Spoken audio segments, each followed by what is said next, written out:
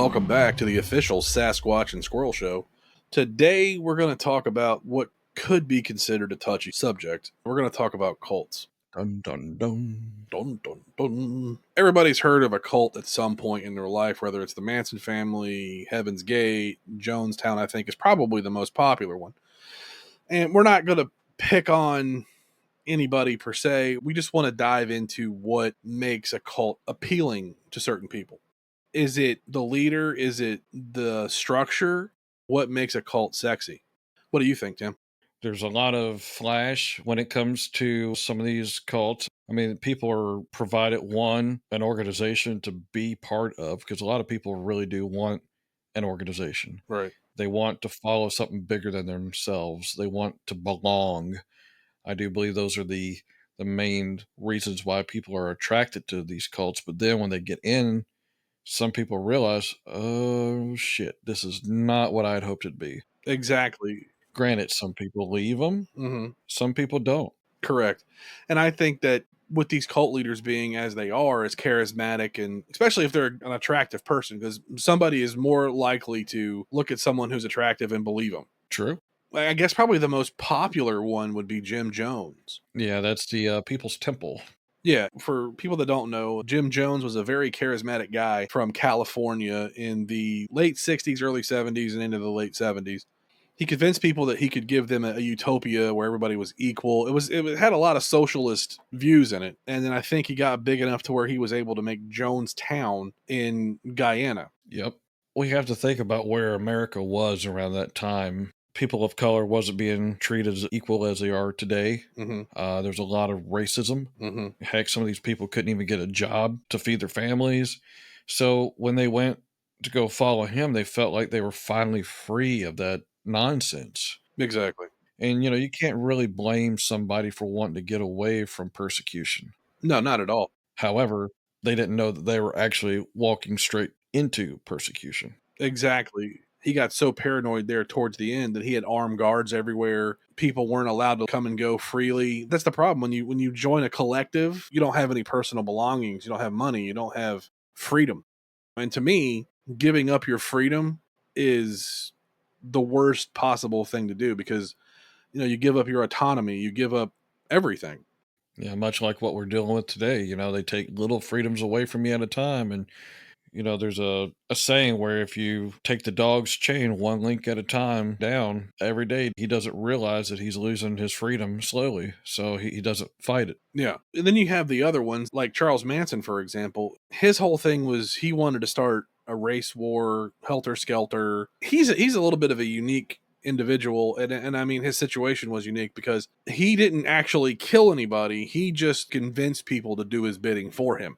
He was basically a puppet master that really controlled his people. Right. It was basically back at the time of the hippies and claimed to be all about love and all that right there. But, they wasn't really loving.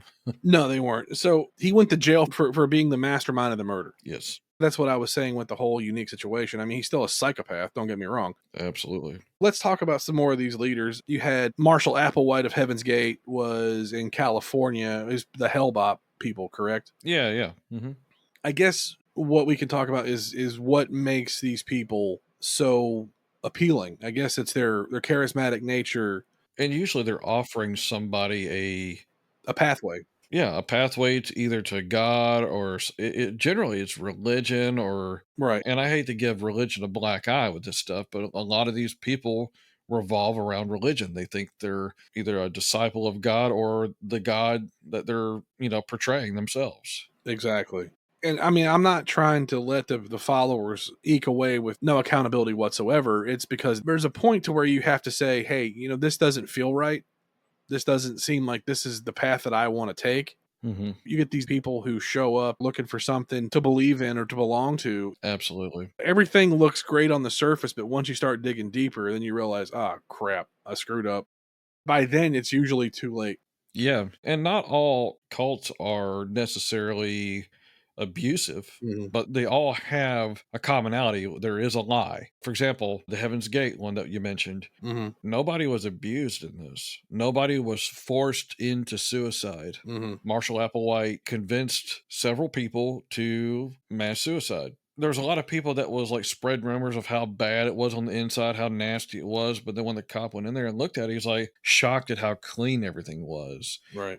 Not going to say it didn't smell like, hell, but could you imagine walking in on that right there? You walk into this building, there's a stench in the air of death. You're looking around and you're thinking that you're going to be coming up on a murder scene, but it just people that just shrouded decided to leave all at the same time. Yeah. That takes a level of manipulation that boggles my mind that someone could do. Oh, yeah. I've met some very manipulative people in my life, but to convince people to unalive themselves is, I don't want to say it's a talent, but imagine if he had taken that gift and used it for something good. Right. Yet again, this is where the narcissism comes in.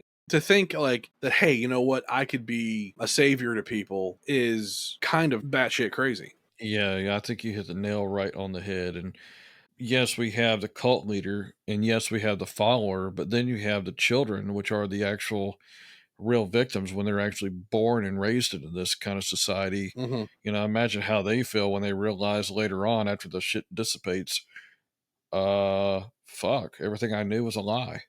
Can you imagine that? No, I mean, I could. It's like having your world just taken and dumped on its head. It's like, I hate to, minimize it, but it's like when you're a kid and you find out Santa Claus isn't real. Wait, are you telling me that Santa's not real? I mean, Tim, you're 42 years old, dude. Come on. Santa's not real? No. I'm done with this day. Okay. Go play in traffic. Guess I'm gonna have to. Sorry, brother. Jesus Christ. But to have that level of manipulation, just it really truly boggles my mind. Yeah. Here's one for you. Like Warren Jeffs, he's the leader of that FLDS, which is a Fundamentalist Church of Jesus Christ of Latter-day Saints. Basically, it's a sect off of the LDS. Right. I know people from the LDS, and they're great people. Mm-hmm. They mind their business. They're just doing their religion, and to each their own, right? Right. But this particular manipulator was the one that really was into that polygamy, Mm-hmm. which is multiple wives. Right. I think one of the sickest parts about that right there was it starts off with older women and then it trickles down to younger and younger to the point of pedophilia, which is terrible. Yeah, and as a grown man, what does a young child have for a grown man? If you know what I mean. Mm-hmm. Like I don't, it does not compute. That's because I'm not sick and or twisted and or whatever you want to call it. But unfortunately, this episode it's a dark episode, so we're going to talk about things that aren't rosy and funny. So why do you need to have a wife that's 14 years old?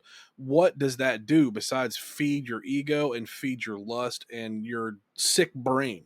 Right. And hell, some of these people went all the way down to 12 and they were conditioning these people all the way at 8. I'm like, It's 100% grooming, and it's like there was another one that was it's about this same organization. It was a Netflix special called Keep Sweet and Obey.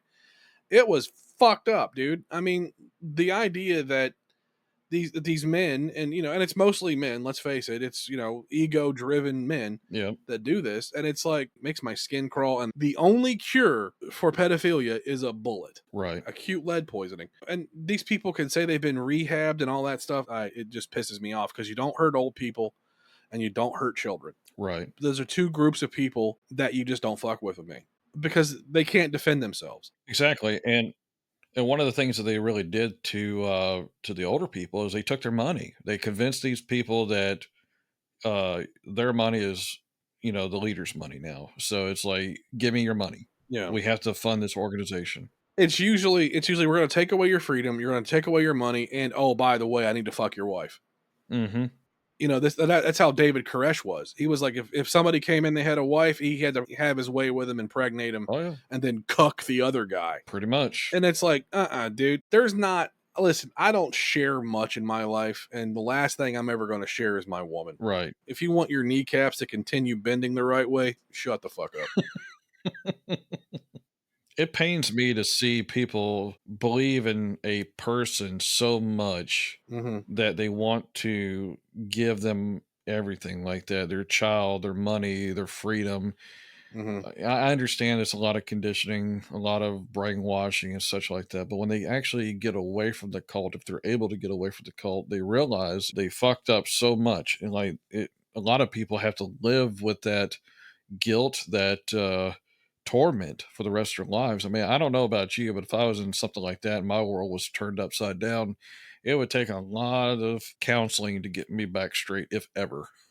Well, yeah. I mean, could you imagine how some of the survivors of the Waco clusterfuck feel? Was there any? Yeah, there's a few. I mean, I know a couple people got out alive. Hmm.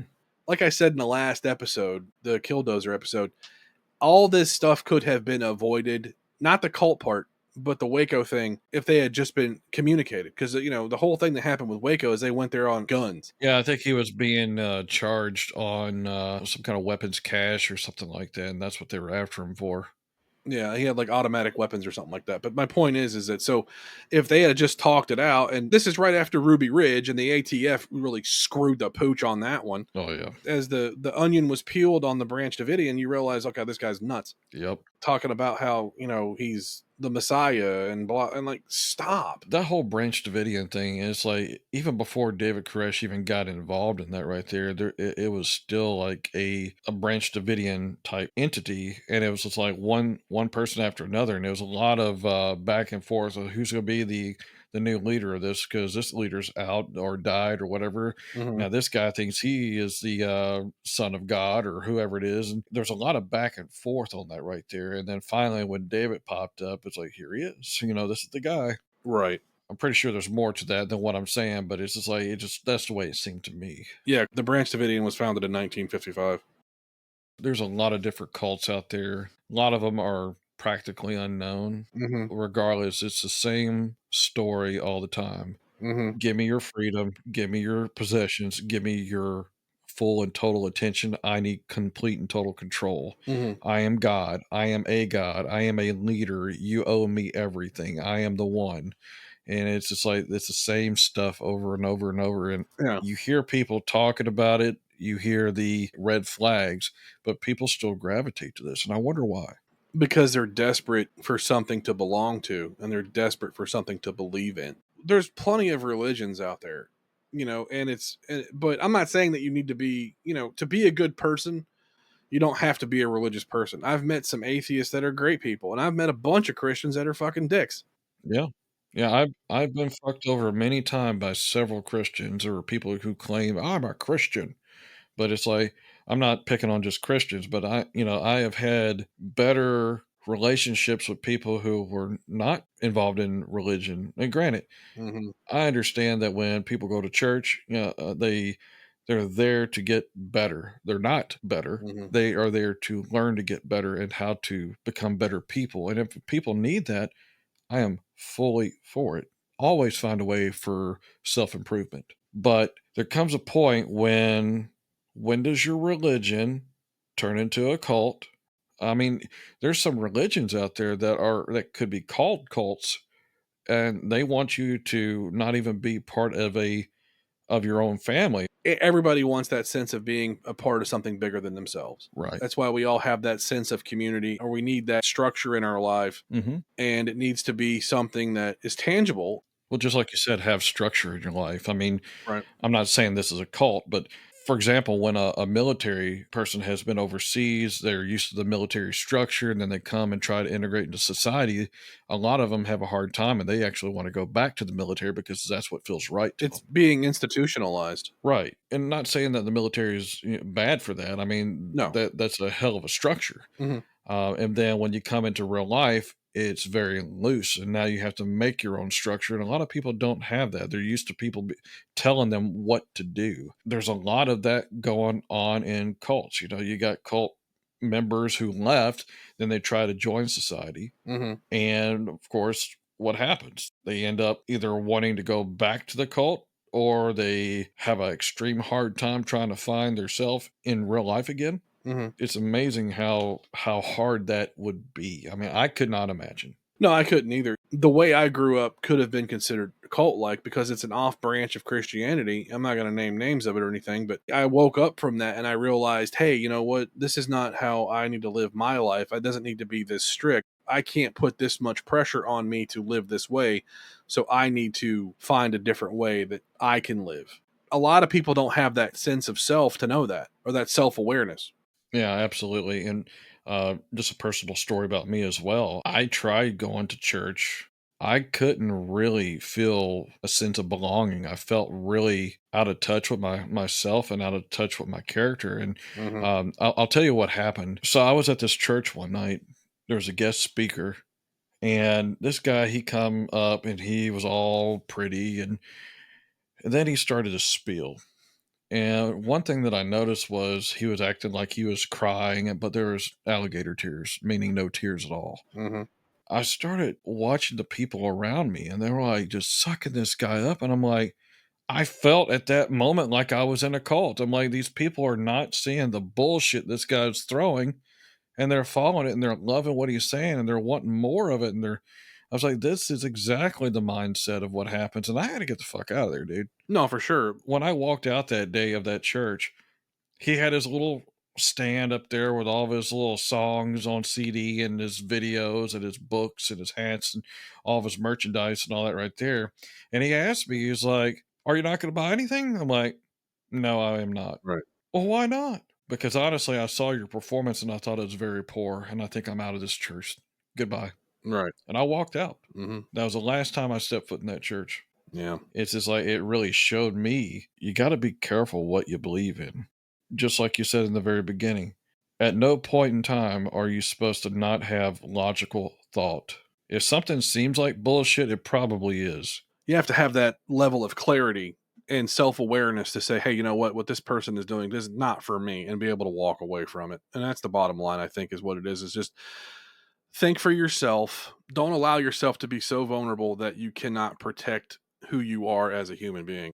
Think for yourself and find the truth. And the main thing, know that every individual has value. I don't give a damn what anyone else says. Everybody has value. If somebody says that you have no value, tell them to go fuck themselves. And the moment that anybody starts telling you how to live your life, look them in the eye and tell them to fuck off. Absolutely. Well, this is just our take on cults, and take it for what it's worth. This is just our opinion and how, looking from the outside in, how these things work and how people are manipulated sometimes.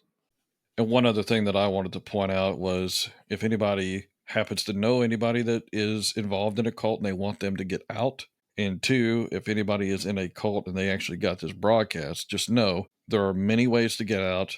Don't let people control you. Get out, be safe, contact the police, get the help you need. Exactly. So that's going to wrap this episode up. So where can they find us?